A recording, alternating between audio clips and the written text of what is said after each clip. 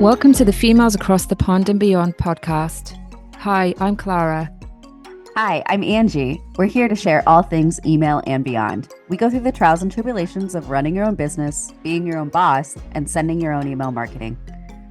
As email marketing experts, we're dedicated to helping small businesses thrive so they can have more freedom in their business. Ready to get started? Let's dive into the episode.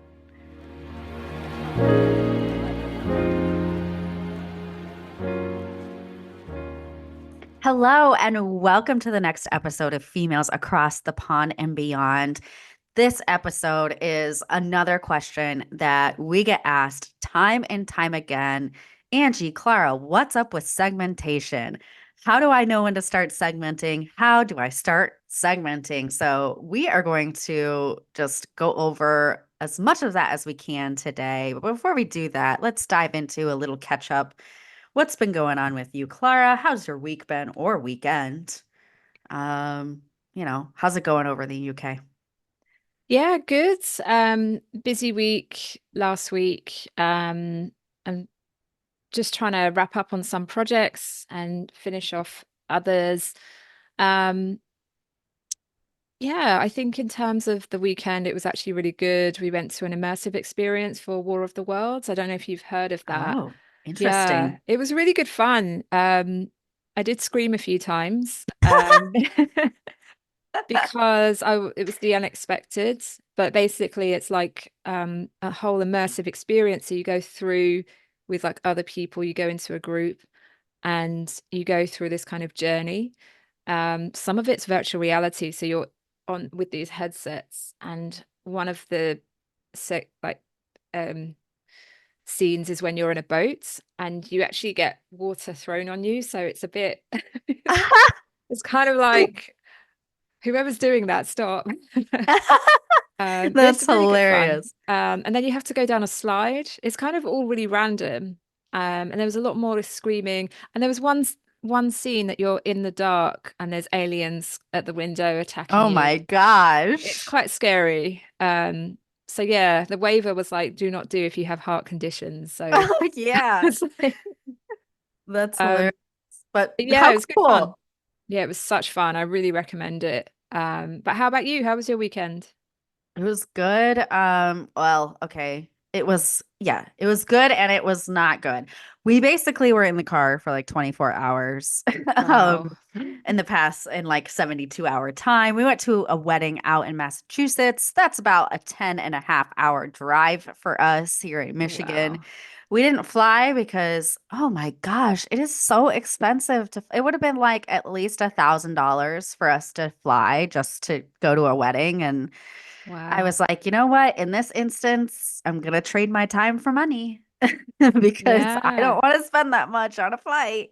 That surprises me because like you'd think internal flights for you guys would be cheaper. They're so expensive, Clara. And we were kind of talking Clara says, "Oh man, you guys just drive so much." And I think the reason is A, we don't have a really good train system, Yeah. and B, our internal flights are incredibly expensive. It is so expensive to fly anywhere in the United States, even if I just wanted to fly to like Columbus or Washington, D.C., or, in this case, Massachusetts, which is just like an hour and a half flight, Yeah. $1,000 for two people round trip. Like, no. That's a lot. Yeah. Yeah. That's So, crazy though that you have to drive that far. But is the drive nice? Is it scenic? oh, it's beautiful. Yeah. It is like the foothills um of the mountain range, the Appalachian Mountain Range. Gets started up there in Connecticut, and Pennsylvania is also gorgeous. Mm. So it is nice. But we kind of hit the tail end of fall here. So there were Oh, some trees that still had like beautiful coloring and leaves, but a lot of the trees were bare. And I was like, man, if this was just 2 weeks before, this would be just like the picturesque, beautiful fall scenery that you see in the movies that covers yeah. New England. It is really gorgeous this time of year. So, and I don't mind a long car ride. I worked a lot. So it's nice to kind of have nothing to do. And so you just are like, all right, I'm either going to read a book and listen to podcasts or maybe just like knock some to dos off my list. Oh wow, you can actually work in the car. I get sick. I Do cannot do that. you? Yeah, cannot Oh, do that. it's actually nice because I can like really focus and then all of a sudden like 3 hours go by and I'm just like, oh, okay. That's good. That's a good Yeah. skill. I guess it depends on the terrain. If it's straight, but if you're going uphill, there's no way I'd be. It's a pretty straight shot. It's like one highway that basically takes you all the way to New England. So, Oh um, wow. yeah, yeah, That's a nice thing to do as well, to drive that all that way yeah, to see people get married.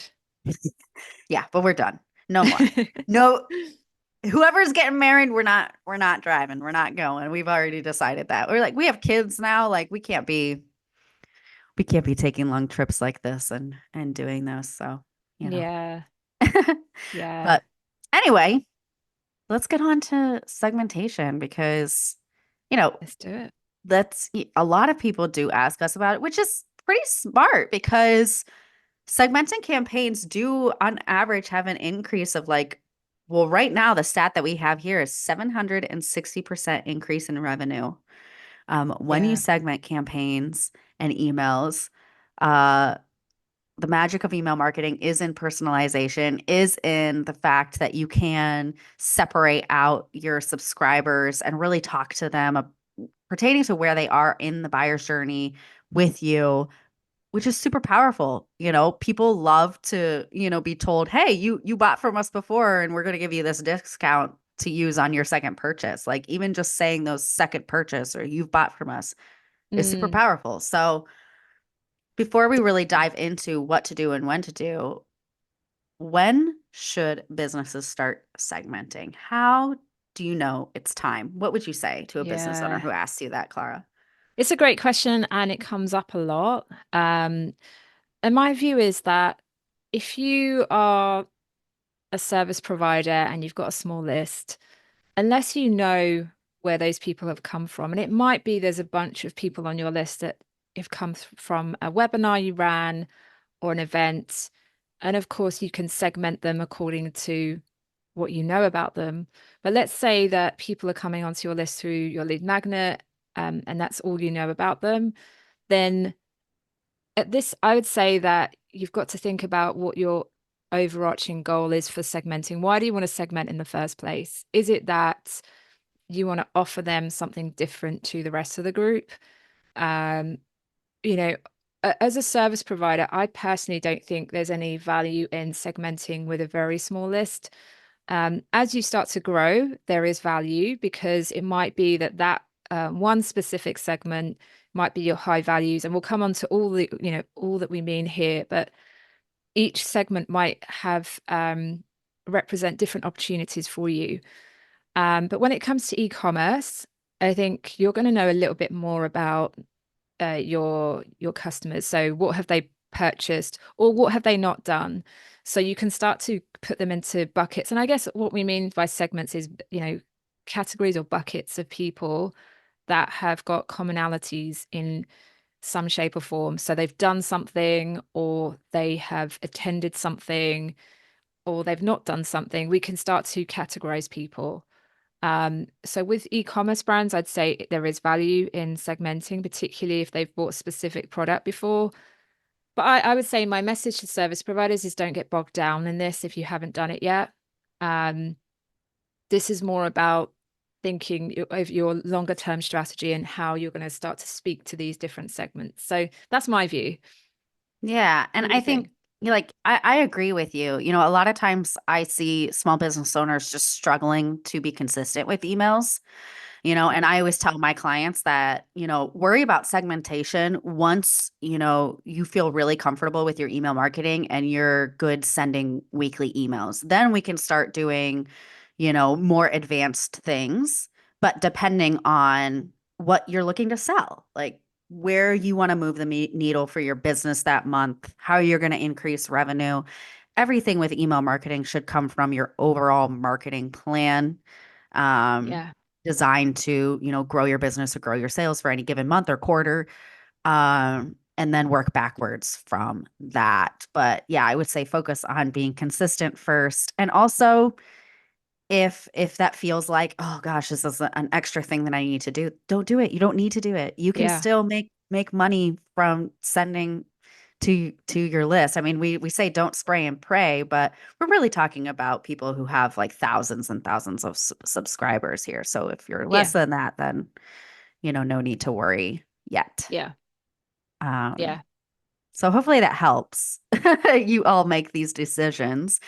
But for those of you that do have, maybe thousands of people on your list and you're in e-commerce, or maybe you're a service provider and you want to offer something to, different groups of people on your list, let's get into those basic segments that they can start with. Yeah, absolutely. So, one simple approach you might want to take is look at your new customers versus returning. So, as a service provider, you're going to know the people on your list that you've worked with before. So, you want to maybe segment them out as past or existing clients. And then new people are essentially your leads, right? So they haven't ever worked with you before. So you might decide, and this is something I do at Christmas actually, is I give a little separate message to past or existing clients. And sometimes I give them maybe something back, or I give them a special bonus or something to thank them, because I want them to feel special. But then my new people that are new to me, I want to speak to them in a different way. So think about the way that as a service provider, what would work for you in terms of, what kind of messaging and offers would you give these different segments? So are you going to reward someone for their loyalty and therefore coming back to you? Are you going to give them a different offer? Are you going to give new people an offer? What about people that spend a lot of money with you, on an e-commerce side? What if you've got people that are considered to be your very best customers? How are you going to treat them? And then on the other side of the spectrum, how about those that aren't spending at all with you? They're not doing anything. How do we want to treat them? So there are some simple ways to think about segmenting based on people's behaviors. Um, I think that's a good starting point, right? Absolutely. I at least always start segmenting with engaged lists too, like how they're behaving inside your email account. Are they opening emails? Are they engaging with your emails? Um, that's another really basic way to start segmenting. You could send, emails to your most engaged subscribers. They're opening them. Do you offer them something? And then, going deeper, if they're a new lead, there's a segment that I kind of learned about recently that's like hasn't bought from you and has been on your site, at one point in the past 2 weeks. You know that they're Mm. browsing your stuff. Why not send them something? Why not give it a go? So I think engagement can also be a very powerful way to start segmenting. Um, some other ways, are by demographics, right? Mm. I think if you're in the e-commerce space, location sometimes, depending on what you're selling. So I used to work for a bunch of plant companies, right?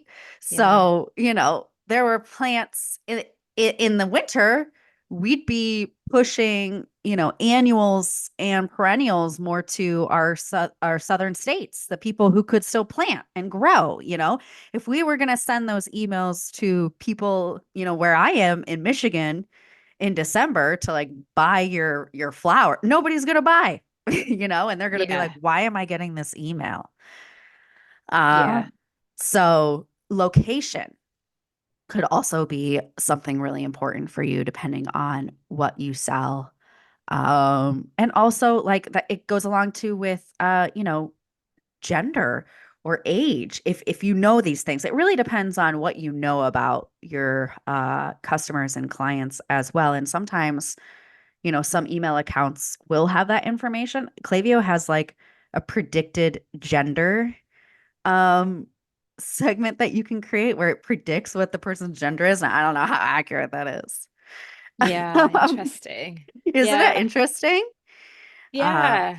Yeah, it is. And I think I think with location, it's an interesting one because it's only relevant if it's relevant to your business. So say, for example, Yes. you're like a global business that operates completely remotely and you have no in-store stores, then location is interesting, but how important is it to the messaging you have in your email? So where it could be important is, let's say you run an e-commerce store that um, wants to meet people in the local area to a specific city, for example, then you might want to look at those in a specific city on your email list and send them a specific email to say, hey, we're meeting up in this location. We'd love to meet you.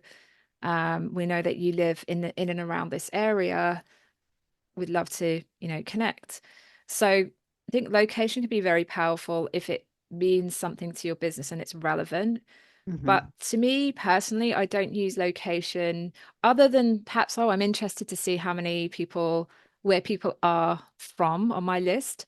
I don't necessarily segment according to location. Like I won't say something different to those in the States versus the UK, for example. Um, so I think it just depends on what is relevant to your business. Yeah, and I think when you are first starting to segment, it's really important maybe to even just sit down and be like, what is important, as far as my products and the attributes of my products and who would actually buy my products at certain times of the year or certain times in the buyer's journey, and really have a good overview of how it would be important to split off some people or to at least pick out those groups and possibly use them in your marketing. So it might just be worth it to like take a step back and be like, does location matter to me and why? No. Okay. Does their age matter to me and why? No. Okay. Does their gender? Does the fact that they're a new customer versus a returning customer? Yes, I think like that matters to Yeah. everyone. But there are things that aren't going to matter to you that maybe matter to somebody else.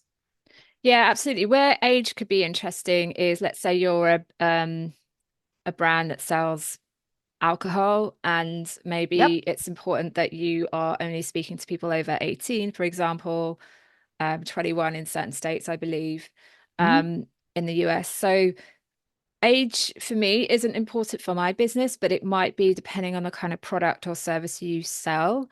Mhm. So think about, take some time to think about, as Angie says, what segments, what's important to your business. We don't want you to segment for the sake of it because there's no need, right? You don't need to segment by location if it's not relevant to you. Right. But think about what what kind of natural categories exist um, in your business and possibly on your email list that you could start to put people into. Um, so these are just some suggestions. There might be others unique to your business, but these are certainly some of the basic ones to get started with. Yeah, and then I also want to give a shout to your email platform, because depending on what you're using, I know at least Klaviyo has recommended segments, and will give you like a really good outline of how to build certain segments based on what you need. And I also know that maybe we should talk about this, the difference between a dynamic segment and a static segment, because I Mm, also know that there are some email platforms that don't actually do dynamic segments, mm. which to me, I'm like, So that's not Klaviyo, helpful. yeah, exactly. So Klaviyo is a good example of a platform that does do this, Yeah. from my own experience and Angie's. Um, so a static segment is essentially, think of it as like a snapshot or like a moment in time where you are looking at a segment as it is today. But Mhm. imagine if you want to keep this segment as a segment you'd like to continue to speak to in the future. Um, and it could be that people move in and out of that segment according to what they're doing, right? So, for example, let's say that you have one segment that is your very best customers, and your definition of that might be they've spent 5 times on our website, for example. Let's say that someone has only spent 4 times this year on your website, they fall out of that particular segment. So what we mean by dynamic is basically a criteria that is applied according to the moment that something is or isn't achieved by the customer. So think of static as a snapshot, a moment in time, and think of your dynamic list as something that is fluid and can change. Mm-hmm. I hope that makes sense. Yes, no, that's exactly what it is. So you'll want to make sure that, that's something to look out for sure, because you could have a segment, but if it's not being automatically updated by the email platform, then anytime you want to use that segment, just know that you're going to have to manually update it before you use it if they just do static segments. And sometimes the platforms, they don't offer dynamic segments until you are in like some sort of tiered like or paid version with them. So not all like the free. I think I don't know which platform specifically, but I think that there are some that in their free versions they don't offer dynamic segments. So it's just something to be aware of if you're going to start segmenting. Make sure you look at your platform and see, does it use dynamic segments? Am I paying for dynamic segments, or is this available in the plan that I have? Yeah. All right, moving on. Okay, so oh, I also have here as a last point for easy ways to start segmenting is setting up segmentation tests. How to test segmentation or targeting a small segment with a tailored email. I think so many things with email marketing, like you should absolutely just be testing and like stay curious. You don't really know if something is going to, you don't know if a segment is like worth you sending an email to unless you send the email and you see the reaction that you get. I mean, now if there could be so many Exactly. factors that play into that.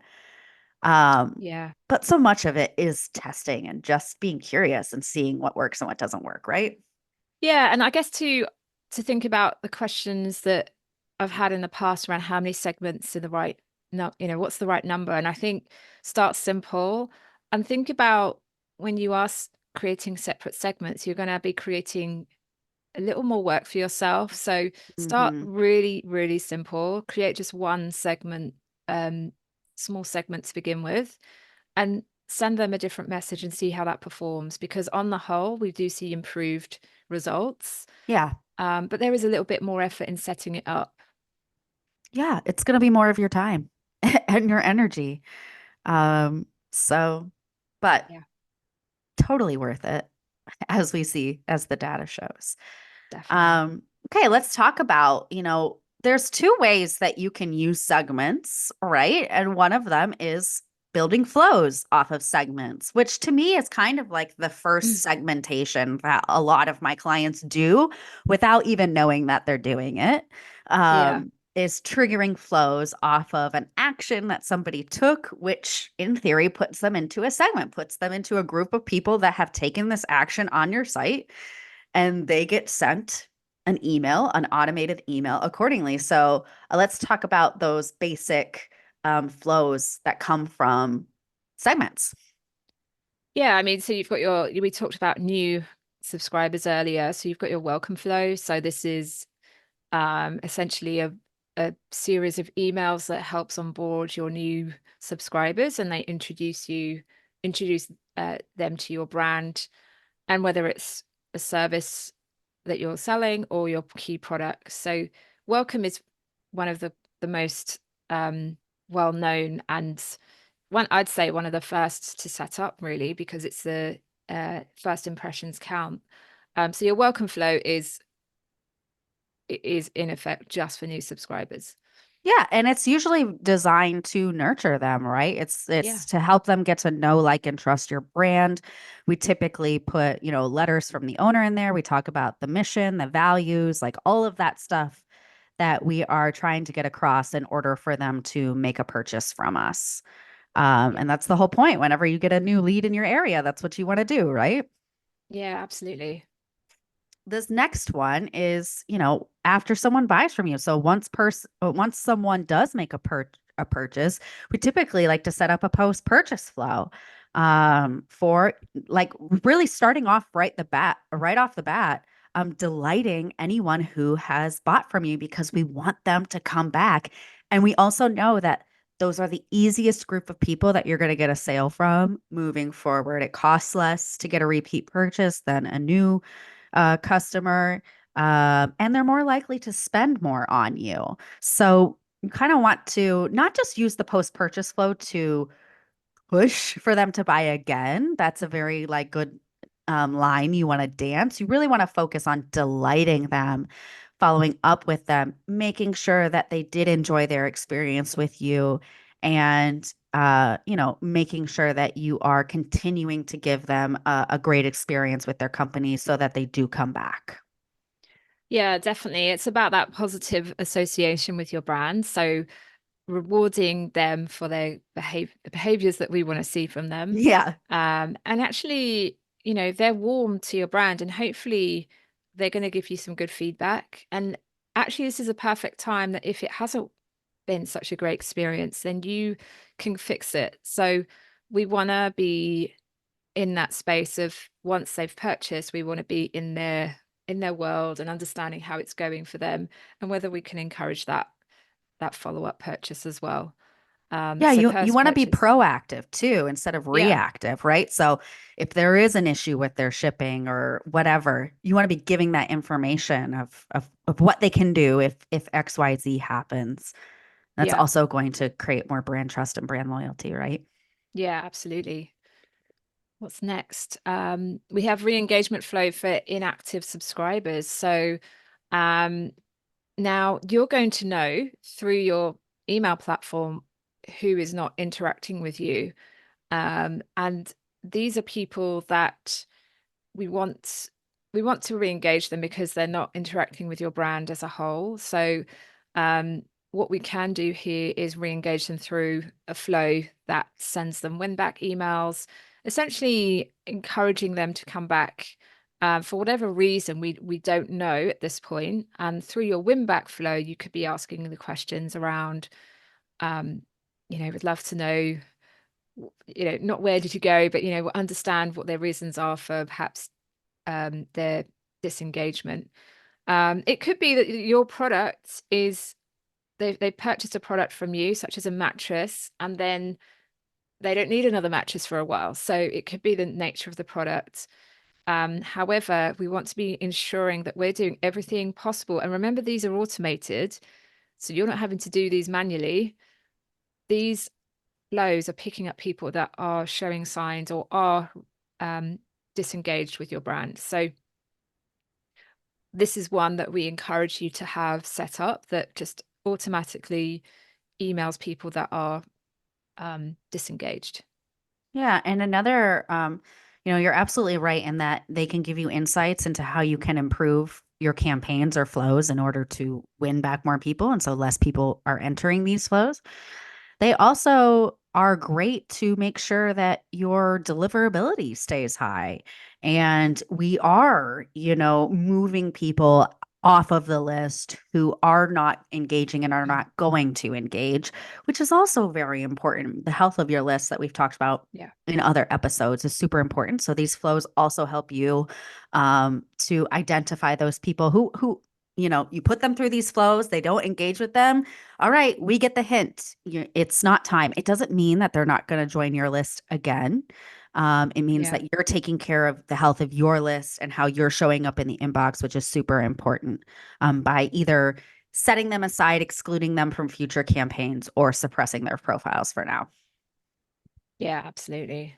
The last flow we have is VIP and high spending segments, which you kind of already talked about. I mean, you can set up a flow, and when somebody does, make that purchase that sets them into, a VIP status, and send them, maybe exclusive content just for them to really delight them even further, right? Yeah, I mean, you can do all sorts of things here, whether you're a service provider or e-commerce. So it could be that you give them a sneak peek behind the scenes of your business. It could be that you give them early access to a new product or service or to a sale. It could be that you give them something back So you're rewarding them with, it could be an offer or it could be something tangible that you send them. Free Ultimately, gift. yeah, free gifts work really well. Yeah, and I think those are kind of a lost art these days. I'm like, man, Yeah, yeah, try it, right? Try it. absolutely. I mean, it depends, again, it depends on what you offer, but Yeah. service providers, it doesn't have to be that something's tangible. It could be that you have a free strategy call that you're giving back to Could be your, 20 minutes. yeah, exactly. So there are things, it's about getting creative about what you can do to help cherish and nurture those really high spending segments, because we want them to be feeling looked after and special. And these guys might be a tiny proportion of your base, but they are probably worth the most, if you add up what they've spent Oh with you. yeah. They're the They generate a backbone lot. bone. Yeah. Yeah. Yeah. These guys are important to you and your business, right? So first of all, let's find out who they are.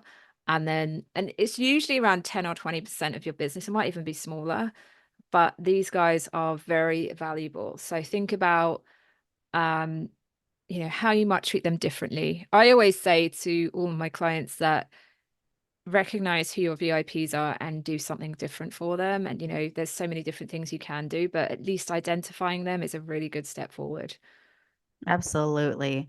And they also are going to be your biggest cheer. Like I know that my VIP clients, like they are my biggest cheerleaders and they bring me clients too. So you can even give them incentives, if they mention you or recommend you to someone, Yeah. things like that, because it's really easy to also get clients from their network of people. So something to think about as well. All right, Definitely. let's move on to building a campaign strategy off of segments. Now, remember, Clara and I say this is maybe a little bit more, advanced, extra effort, extra time. But say you are launching a new product, you know, or having a sale. I would say that would might be the first thing that you do as far as segmenting with campaigns. What about you, Clara? How would you get them started on this? Yeah, I mean, like we said at the start, we don't want you to feel overwhelmed with this, but if you're curious to speak to, if you were to look at your email list and think about who's on there, even just actually going through the emails and thinking about who might be on my list, think about a natural grouping. And if you can't think of any, then start with maybe who are new customers versus repeat buyers. Mhm. And you can send them a one-off campaign. Like Black Friday is coming up, and this is a perfect uh opportunity to do something for these guys in a different way. So it could be that you give your repeat buyers a loyalty discount. Um, Thank you for being a wonderful client of mine. Here's a special offer if you redeem by X date. Or you might decide actually you want to get more new customers in, and therefore you give a special first time offer, one time only to new customers. So there are lots of different ways that you can really start to segment your audience and send them the relevant campaigns. But promotions are one of them. So targeted offers for those segments. And what's great about that is, I have a lot of clients who are like, I don't want to give like too deep of a discount, to the whole list. You don't have to, you No, know. If 20% is a lot for you and you don't want to offer it to everyone, just offer it to a segment, so it's even less yeah. people. And I would, maybe use that on your new leads. Typically, it's harder to get that first sale. Mm. So you may want to, try to go the extra mile in order to secure that first purchase from them, because you know that they're going to keep coming back. So that's what's also really nice about segmenting during sales. You could just have sales for just one segment. You don't have to do a sale for everyone. I mean, I've given discount codes to repeat customers, and when I say in those emails, you're a repeat customer because because you come back time and time again, here's a discount code for free shipping. Those emails do so well. I mean, they're your Yeah. repeat customers, but they love to be like special. They love to be like called out and be like told, you're special to us, so here's something for you.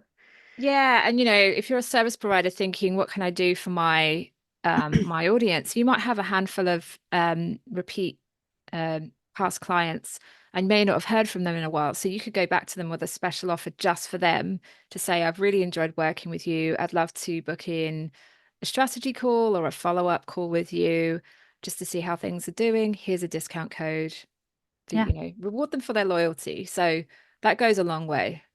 I haven't tried this yet, but this has also been on my mind for those people that I have had discovery calls with and who just decided it wasn't the right time for them.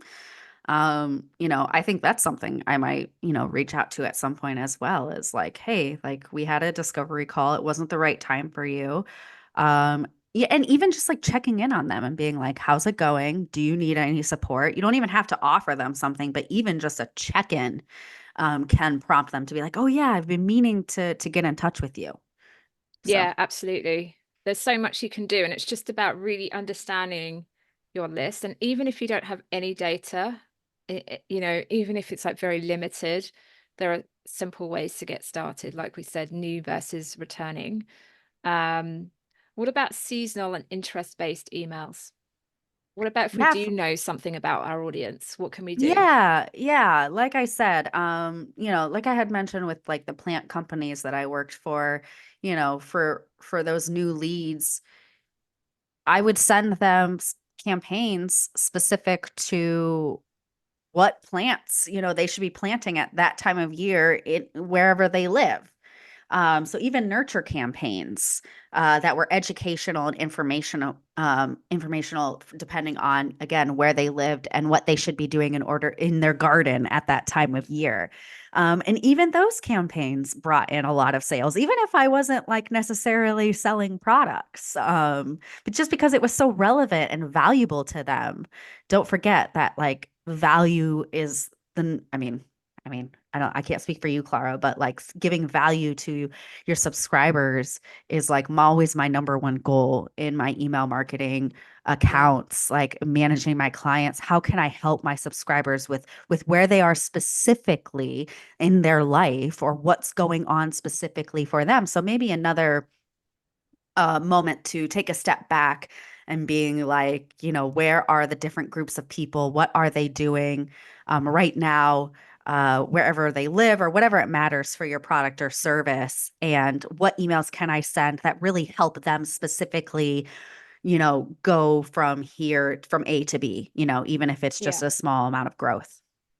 Yeah, absolutely. And it's just about going back to like what are your goals as a business? Like for the seasonal interest-based campaigns, I have a client who is a music events company, and digging into their segments, I realized, working with their team, that we identified a group of people that are going just for free events versus Mm, paid.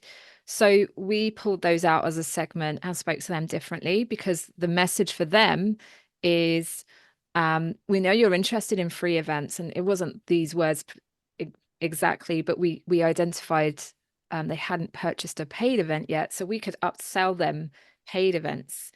So they had a specific goal as a segment to get them to actually start, let's get you buying some tickets to events, and try and see if we can interrupt or disrupt their behavior around free events. So there's some interesting things you can look at once you start to get to know your list a bit better. Um, and a lot of this can be done within your email platform. Like I discovered that through Klaviyo, just looking at um, you know, behaviors within the list. So there's definitely things you can do. And then don't forget we have Christmas coming up as well. You might have special yeah. Christmas seasonal events. Your business might be entirely focused on Christmas, and therefore it's you might then be segmenting according to gift type if you're a gifting company, for example. There's so many ways to segment. It just has to be relevant to your business. Like, don't segment 20 different ways just for the sake of it, because that will just be a nightmare for you and a lot of work. Think about who will benefit from this and how will you speak to them differently, and does it align to your overall, your overarching goals? Exactly. I think like you can't really make a wrong decision on who to segment and when if you are like, okay, we want if you're taking a step back and you're like, okay, this month we're going to really focus on acquiring new customers who haven't purchased from us yet. What are all of the different ways or all of the, different emails that we could send or even flows that we could set up or just tweak in order to increase our new lead acquisition by, 10% or whatever. Um, so as long as you are intentional and targeted, and then, again, curious and trying different things, and ready to read the data to really see what works and what doesn't work, so that when you need a bump in sales again, or you're seeing a little drop off with new leads or whatever it is, you know exactly what you can do in order to increase that engagement with that group of people. Yeah, absolutely. So, see segmentation as an opportunity to get even more personalized, get really, better understanding of your list, um, a way to speak to those specific segments according to their behaviors or their demographics, their interests. Yeah, see it as a kind of evolution of where you are currently and how you can really progress your email marketing. Yeah. And we're excited as you give it a go. Be sure to reach out to us if you have any more questions about segmentation or if you have any thoughts, anything that has also worked for you. Yeah. Um, we'd love to hear about it because that will only help more of our listeners. With all of the ideas that we have with our clients, anything that's worked for you can also help other small businesses. So, um, Yeah. we hope you've enjoyed this episode. I hope this has helped all of your segmenting woes and has inspired you to either start segmenting or, maybe it's something that you'll do in the future. And then when you are ready to give it a go, come back to this episode, re-listen to it so that you can give it a go for your email marketing account. Yeah, thanks so much for listening. And do drop us a note if you have any questions around segmentation or email marketing topics more broadly. But yeah, Yeah. thank you so much. We'll see you on the next episode. Bye, guys. Bye.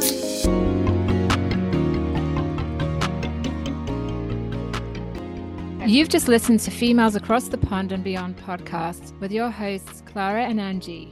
If you like our content, don't forget to subscribe, rate, and review us on the platform of your choice. Is there something you want to hear about for our next episode? Email us at femalesacrossthepond@gmail.com to let us know. Until next time.